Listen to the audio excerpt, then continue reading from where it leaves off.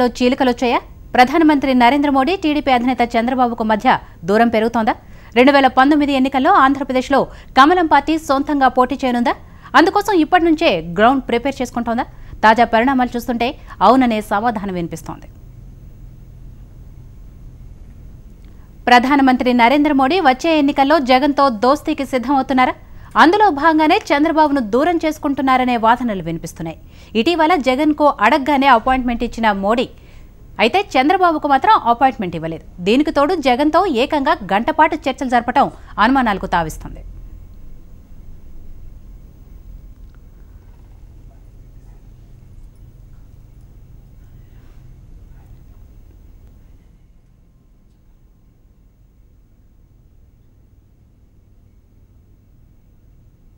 కేంద్రంలోని ఎన్డీఏలో చీలికలొచ్చాయా?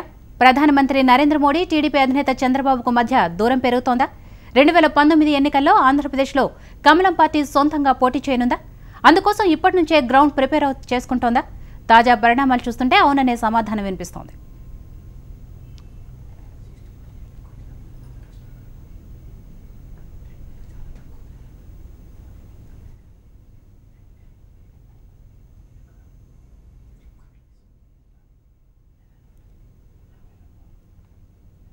దీనికి సంబంధించి మరిన్ని డీటెయిల్స్ విజయవాడ నుంచి మా ప్రతినిధి మధు లైవ్లో అందిస్తారు.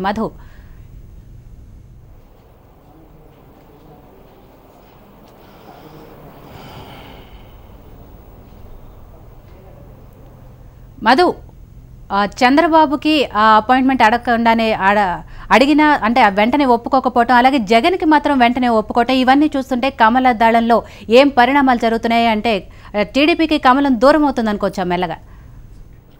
విజిత, మొత్తంగా రాష్ట్రంలో రాజకీయ పరిణామాలు ఒకసారిగా మారినాయని చెప్పుకోవచ్చు. ఈ నెల 10వ తారీఖున వైసీపీ అధినేత జగన్ ప్రధాని మోదీతో భేటీ అయిన తర్వాత రాష్ట్రంలో పెద్ద ఎత్తున ప్రధాని అదేవిధంగా జగన్ వీళ్ళిద్దరు భేటీ అనేది ఏంటనేది పెద్ద ఎత్తున చర్చకు దారితీస్తుంది. ప్రధానంగా ఈ నెల 2వ తారీఖున 2-3 తారీఖుల్లో సీఎం చంద్రబాబు నాయుడు ఒక భేటీ అవ్వాలని ట్రై చేశారు. ప్రధాని మోదీతో అపాయింట్మెంట్ కూడా ప్రయత్నించారు, కానీ ఆయనకు దొరకలేదు. కేవలం వైసీపీ అధినేత జగన్కి మాత్రం ఆయన టైం ఇచ్చారన్న వార్తలు ఢిల్లీలో గుప్పమంటున్న నేపథ్యంలో టీడీపీ శ్రేణులు ఒక రకంగా డైలమాలో పడ్డాయి. ఎందుకంటే మొన్నటి ఎన్నికల్లో టీడీపీ, బీజేపీ అదేవిధంగా జనసేన 3 పార్టీలు జనం ముందుకు వెళ్ళాయి. జనం మద్దతుతో ఇప్పుడు అటు కేంద్రంలోనూ ఇటు రాష్ట్రంలోనూ టీడీపీ, బీజేపీలు మిత్రపక్షాలుగా కొనసాగుతున్నాయి. రాష్ట్ర అభివృద్ధికి కేంద్రం కూడా సహకరిస్తున్న పరిస్థితి కనిపిస్తుంది. కానీ కొద్ది రోజులుగా జరుగుతున్న పరిణామాలు, అందులోనూ ఈ నెలలో జరుగుతున్న పరిణామాలు టీడీపీ, బీజేపీకి మధ్య దూరం పెంచిందన్న అనుమానాలు కలిగే విధంగా ఉన్నాయి. ఎందుకంటే వైసీపీ అధినేత జగన్ సుమారు గంట పాటు ప్రధాని మోదీతో భేటీ కావడం టీడీపీ వర్గాలకు షాక్ గురి చేసింది. ఈ నేపథ్యంలో జగన్తో ప్రధాని మోదీ ఏ విధంగా భేటీ అవుతారని చెప్పి టీడీపీ నుంచి అటు మంత్రులు, సీనియర్ నాయకులు కూడా ప్రధాని మోదీని ప్రశ్నించడం, బీజేపీని ఒక కౌంటర్ అటాక్ చేయడం కూడా జరిగింది. అయితే వైసీపీ శ్రేణులంతా కూడా ప్రధాని మోదీతో భేటీ అయిన తర్వాత చాలా ఉత్సాహం కనిపిస్తున్నారు. వారంతా కూడా చాలా ఫ్రీ అయినట్టుగా కనిపిస్తూ ఉన్నారు. వారిలో కొంత ఉత్సాహం కనిపించడం ఇటు టీడీపీ శ్రేణుల్ని గందరగోళంలో పడేస్తూ ఉంది. ముఖ్యంగా సీఎం చంద్రబాబుకి అపాయింట్మెంట్కి ప్రయత్నించారు, ఆయనకు దొరకకుండా జగన్కి ప్రయారిటీ ఇవ్వడం ఏంటి, వచ్చే ఎన్నికల్లో ఈక్వేషన్స్ ఏ విధంగా మారబోతున్నాయన్న చర్చ అయితే ప్రస్తుతం నడుస్తూ ఉంది. ఈ నేపథ్యంలో అటు బీజేపీ శ్రేణులు కూడా టీడీపీకి కౌంటర్ ఇస్తున్నాయి. ఎందుకంటే ఒక ప్రతిపక్ష నేత ప్రధాని కలవడం తప్పేంటని చెప్పి బీజేపీ శ్రేణులు కూడా టీడీపీని ప్రశ్నిస్తున్న నేపథ్యంలో బీజేపీలో ఎవరైతే మాజీ కేంద్ర మంత్రులు పురంధేశ్వరి కావచ్చు, కావూరి సాంబశివరావు కావచ్చు, అదేవిధంగా మాజీ మంత్రి కన్నా లక్ష్మణ్ కావచ్చు, ఎమ్మెల్సీ సోమవీరాజు వీరంతా కూడా టీడీపీని కార్నర్ చేస్తూ మాట్లాడుతున్నప్పటికీ కూడా బీజేపీ అధిష్టానం నుంచి మీరు అలా మాట్లాడవద్దు అన్న సంకేతాలు కూడా రాకపోవడం ఇటు బీజేపీ, టీడీపీల మధ్య దూరం పెరుగుతోందా అన్న అనుమానం కలుగుతూ ఉంది. ఈ నేపథ్యంలో దీనిపై మనతో మాట్లాడేందుకు టీడీపీ ఎమ్మెల్సీ బచ్చుల అర్జునుడు గారు ఉన్నారు. సార్, వైసీపీ అధినేత జగన్ భేటీ అయ్యారు. భేటీ అయిన తర్వాత పరిణామాలన్నీ కూడా ఒకసారిగా మారినట్టు కనిపిస్తోంది, మీరేమంటారు? వాళ్ళ మీరు అనుకున్నట్టుగాను లేకపోతే మరి ఇదేదో జరిగిపోయింది అన్నట్టుగా ఏమీ లేదండి. బీజేపీ నరేంద్ర మోడీ గారిని జగన్ కలవడం అనేటటువంటిది జగన్ చేసుకున్నటువంటి తప్పు.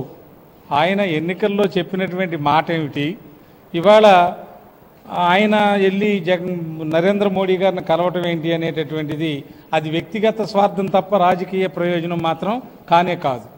వ్యక్తిగత స్వార్థం అంటే ఇవాళ జగన్మోహన్ రెడ్డి అనేక కేసుల్లో ఆ ఈడీ కేసులు అన్నీ కూడా ఉన్నాయి.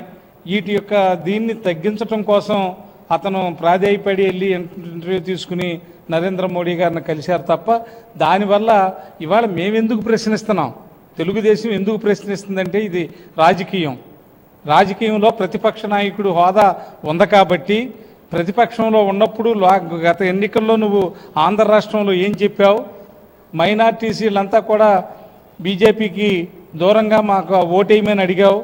ఇవాళ దాన్ని వదిలేసేసి గాలికి వదిలి ఇవాళ నీ స్వార్థ ప్రయోజనం కోసం మైనార్టీస్ని తాకట్టు పెట్టి ఇవాళ నరేంద్ర మోడీ గారితో నువ్వు కలిశావని ప్రశ్నించాల్సిన బాధ్యత అధికార పార్టీ అయిన మా మీద ఉంది. ఇదే అంశాన్ని వైసీపీ బీజేపీలు కూడా సమర్థించుకుంటున్నాయి. ఎందుకంటే ఒక ప్రధాన ప్రతిపక్ష నేత ప్రధాని మోదీని రాష్ట్ర అభివృద్ధి కోసం కావచ్చు, ఇతరత్ర అభివృద్ధి పనుల కోసం కావచ్చు, కలిస్తే తప్పేంటి?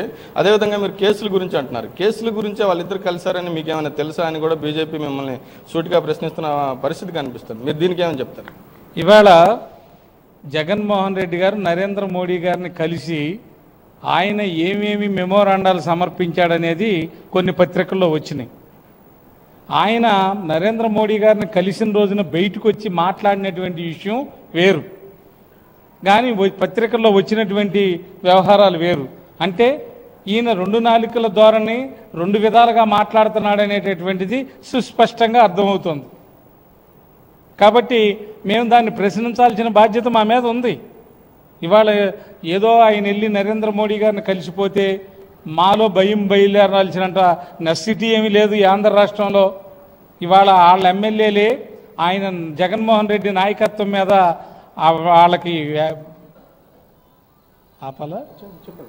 ఇవాళ జగన్మోహన్ రెడ్డి గారి నాయకత్వం మీద అపనమ్మకంతో తెలుగుదేశం పార్టీలో ఇప్పటికే ఒక 21 మంది శాసనసభ్యులు చేరారు.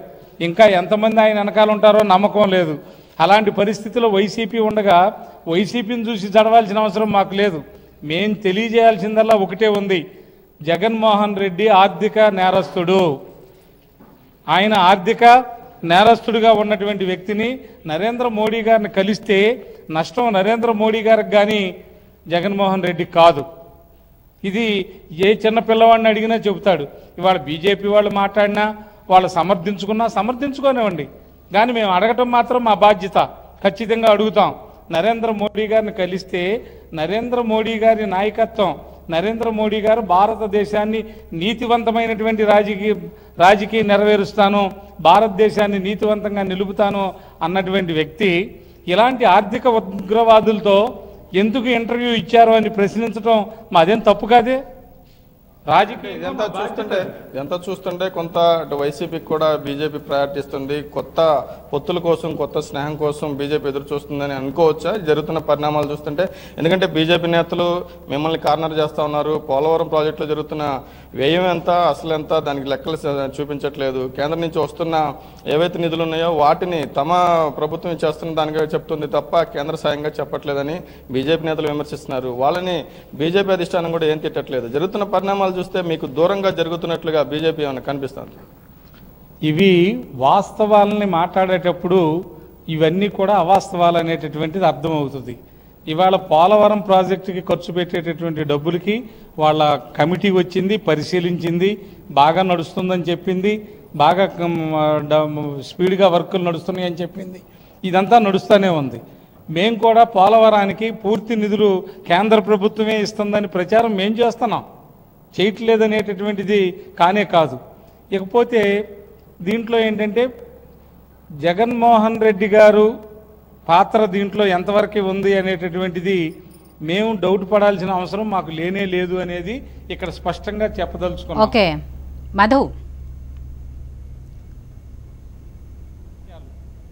వారిగా చెప్పేటటువంటి విషయాలు తెలుగుదేశానికి బీజేపీకి మధ్యన గ్యాప్ పెరుగుతుందనేటటువంటి ఆలోచన లేనే లేదు. కారణం ఏంటంటే వారు మిత్రధర్మాన్ని నరేంద్ర మోడీ గారు పాటిస్తారు, అంతకంటే నిజాయితీవంతమైనటువంటి మిత్రధర్మాన్ని మేము పాటిస్తాం. అలాంటప్పుడు గ్యాపులు పెరగటానికి ఎలాంటి పరిస్థితుల్లో అవగాహన లేదు, ఎలాంటి అవసరమో లేదు. కానీ అవగాహన లేకుండా బీజేపీ నాయకులు మాట్లాడినా, లేకపోతే తెలుగుదేశం నాయకులు మాట్లాడినా, లేకపోతే వైఎస్ఆర్ పార్టీ వాళ్ళు ఏదో ఇంటర్వ్యూ దొరికినంత మాత్రాన ఎందుకు ఇంటర్వ్యూ ఇచ్చారు? రాష్ట్రపతి ఎన్నికల్లో ఓట్ల అవసరం ఉంది. నువ్వు వస్తాను అన్నప్పుడు పిలవాల్సిన కనీస ధర్మం ఉంది కాబట్టి నిన్ను పిలిచారు. అంతే తప్ప దీంట్లో పెద్దగా ఒరిగేదేమీ లేదు. ఒరిగితే ఏం ఒరిగిందో చెప్పాలి Jaganmohan Reddy. Right, okay, thank you Madhu. ఇదే విషయంపై బీజేపీ ఆఫీస్ నుంచి మరింత సమాచారం మా ప్రతినిధి సత్యనారాయణ అందిస్తారు. సత్యనారాయణ, నరేంద్ర మోడీ వచ్చే ఎన్నికల్లో జగన్తో దోస్తీ కడతారు, అలాగే టీడీపీకి బీజేపీకి మధ్య దూరం పెరుగుతుందన్న దానిపై భిన్న వాదనలు వినిపిస్తున్నాయి. సో మొత్తం మీద బీజేపీ ఆఫీస్లో ప్రస్తుతం మీరున్నారు, వాళ్ళు ఏం చెప్తున్నారు, బీజేపీ నేతలు ఏం చెప్తున్నారు?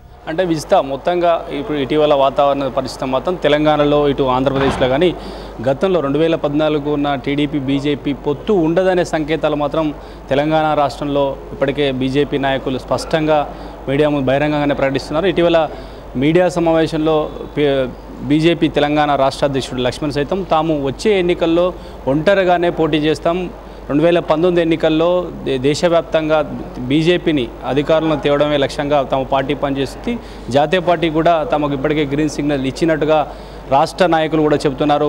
తాము ఒంటరిగానే పోటీ చేస్తున్నామనే సంకేతాలు ప్రస్తుతానికి బీజేపీ పంపిస్తుంది. అదేవిధంగా తెలంగాణలో తెలుగుదేశం పార్టీ రోజురోజుకు బలహీనపడుతున్న నేపథ్యంలో తెలుగుదేశం పార్టీతో వెళ్ళడం వల్ల వచ్చే లాభం ఏమీ లేదు. గతంలో కేవలం ఇప్పటికీ 5 సీట్లు గెలిచిన బీజేపీ వచ్చే ఎన్నికల్లో రాష్ట్ర వ్యాప్తంగా రూరల్లో కూడా సీట్లు పెంచుకోవాలనుకుంటే తెలుగుదేశం పార్టీ నుంచి విడిపోయి ఒంటరిగా పోటీ చేస్తేనే తాము వచ్చే ఎన్నికల్లో బలపడతామనే ఉద్దేశంతో తెలంగాణలో బీజేపీ ఉంది. అదే ఆంధ్రప్రదేశ్లో సైతం కూడా అదే వ్యూహాన్ని అమలు చేయబోతున్నారు. అయితే ఆంధ్రప్రదేశ్లో ప్రస్తుతానికి బీజేపీ అధికారంలో ఉంది కాబట్టి, అధికారం పంచుకుంటుంది కాబట్టి ఇప్పటికిప్పుడు హడావడి చేసే అవకాశం లేదని బీజేపీ నేతలు చెప్తున్నారు.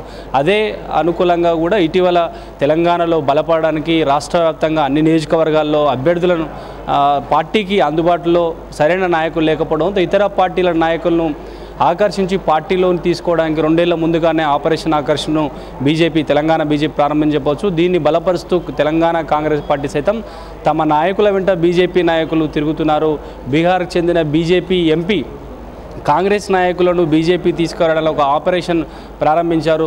ఇప్పటికీ కాంగ్రెస్లో ప్రతి ముఖ్య నాయకుడిని ఆయన కలుస్తున్నారని చెప్పి పీసీసీ అధ్యక్షుడు ఉత్తమ్ కుమార్ రెడ్డి అది ఈ ప్రచారాన్ని బలపరుస్తూ కాంగ్రెస్ పార్టీ నాయకులను పార్టీలో చేర్చుకోవడానికి ప్రయత్నాలు చేస్తున్నారు. అయితే కాంగ్రెస్ పార్టీ నేతలు ఎవరు బీజేపీకి పోరని ఆయన ధీమా వ్యక్తం చేస్తున్నా లోపల మాత్రం తెలంగాణ కాంగ్రెస్కు భయం పట్టుకుందని మాత్రం ఇది తేలుతుంది. అదేవిధంగా రాష్ట్ర నాయకులు సైతం కాంగ్రెస్ పార్టీలో బలంగా ఉన్న ఎవరైతే పార్టీలో గెలిచే అవకాశం ఉందో వాళ్ళందరం కూడా బీజేపీకి చేర్చుకోవాలి, వచ్చే ఎన్నికల్లో సింగిల్గా పోటీ చేయడానికి గెలిచే అవకాశం ఉన్న నాయకులందరినీ కూడా పార్టీలో చేర్చుకొని ఎన్నికల్లో సింగిల్లో పోటీ చేయడానికి ప్రయత్నాలు మాత్రం ప్రారంభించవచ్చు.